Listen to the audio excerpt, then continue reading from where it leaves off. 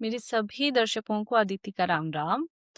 आज हम बालकांड के अंतिम भाग में हैं, जिसमें हम शिव धनुष भंग होने की और राम जी एवं सीता जी के विवाह की चर्चा करेंगे। तो आइए आज का एपिसोड शुरू करते हैं।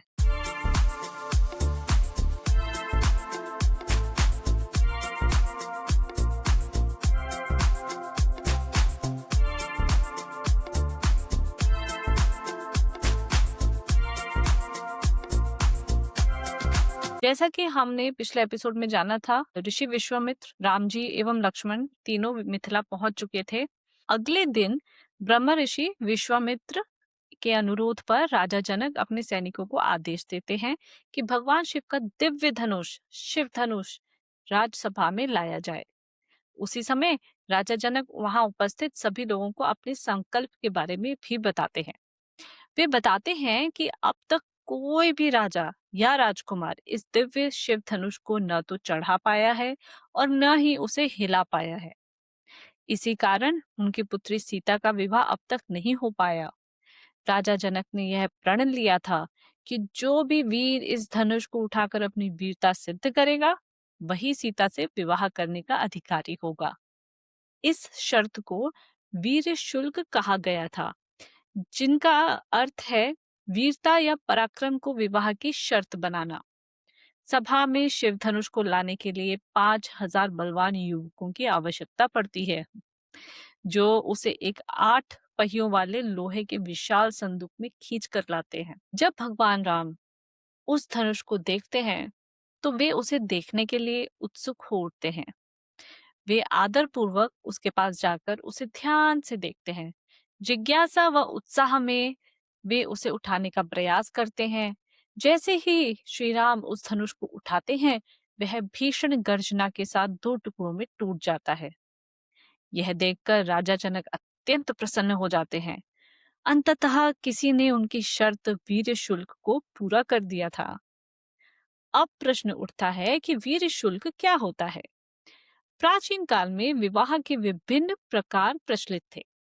पहला स्वयंवर, जिसमें वधु स्वयं उपस्थित राजाओं और राजकुमारों में से अपने वर का चयन करती थी। दूसरा वीर्य शुल्क, इसमें वर को अपनी शक्ति, कौशल या वीरता का प्रदर्शन करके वधु का हाथ प्राप्त करना होता था। तीसरा राज्य शुल्क, इसमें वधु का पक्ष यह शर्त रखता था कि विवाह के बाद उसी रानी का पुत्र राज्य का उत्तराधिकारी बनेगा।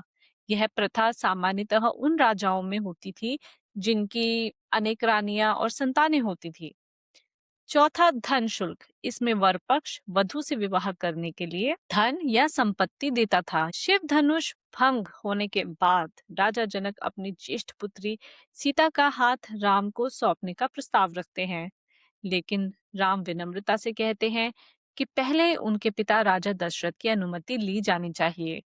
इसलिए राजा जनक तुरंत राजा दशरथ के पास एक दूत को भेजते हैं, जिसमें राम और सीता के विवाह का प्रस्ताव रखा जाता है। जैसा अपेक्षित था, राजा दशरथ यह समाचार सुनकर अत्यंत प्रसन्न होते हैं। वे शीघ्र ही एक भव्य बारात के साथ मिथिला पहुंचते हैं। जब राजा दशरथ और राजा जनक आमने सामने मिलते हैं, तो वे आपसी संबंध को और मजबूत करने का निर्णय लेते हैं। वे तय करते हैं कि अयोध्या के चारों राजकुमारों का विवाह मिथिला की चारों राजकुमारियों के साथ किया जाएगा। इसके बाद एक भव्य विवाह समारोह आयोजित किया जाता है। गुरुओं के आशीर्वाद और बड़ों की उपस्थिति में अयोध्या के चारों राजकुमार मिथिला की चारों राजकुमारियों से विवाह करते हैं। राम का सीता से, लक्ष्मण का उर्मिला से, भरत का मांडवी से एवं शत्रुघ्न का श्रुतकीर्ति से। हमने देखा कि राम और सीता का विवाह पूर्णतः एक पारंपरिक व्यवस्थित विवाह मतलब अरेंज्ड मैरिज था। वाल्मीकि रामायण में यह भी उल्लेख नहीं मिलता कि विवाह से पहले उनकी कोई मुलाकात हुई हो। मान्यता यह है कि दोनों ने एक दूसरे को पहली बार विवाह समारोह के दौरान ही देखा था। विवाह के समय राजा जनक राम से कहते हैं, मैं अपनी पुत्री सीता को आपको सौंपता हूँ।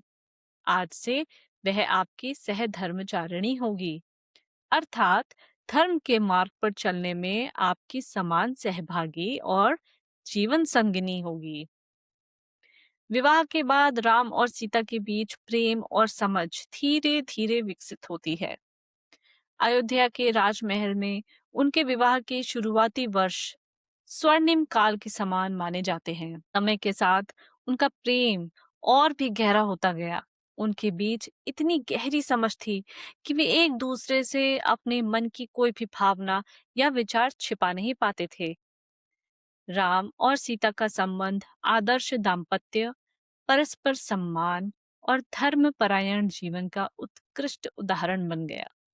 आज के इस प्रसंग से हमें कई सीख मिलती हैं। मुख्य सीख, वाल्मीकि रामायण के अनुसार सीता का विवाह स्वयंवर नहीं बल्कि वीर्यशुल्क पद्धति से संपन्न हुआ था।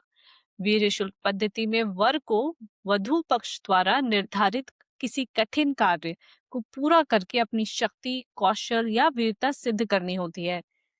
सीता के विवाह में यह शर्त रखी गई थी कि जो भी भगवान शिव के दिव्य धनुष, शिव धनुष को उठाकर उसे चढ़ा सकेगा, वही सीता से विवाह करने का अधिकारी होगा।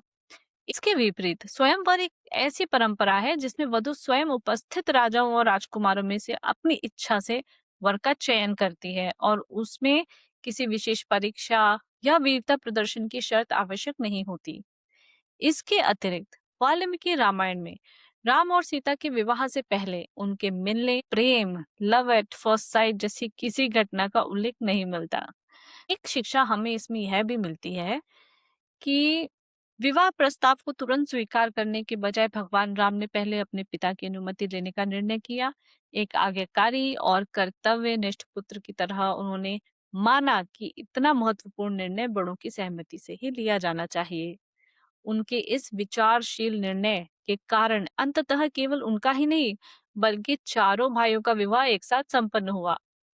यह हमें एक महत्वपूर्ण सीख देता है कि निर्णय लेते समय बड़ों को शामिल करना कई बार अनेक लोगों के लिए लाभदायक सिद्ध हो सकता है, क्योंकि उनके पास अनुभव और दूरदृष्टि होती है जो व्यापक हित में बेहतर परिणाम ला सकती है। मुझे आशा है आपको आज का एपिसोड अच्छा लगा होगा।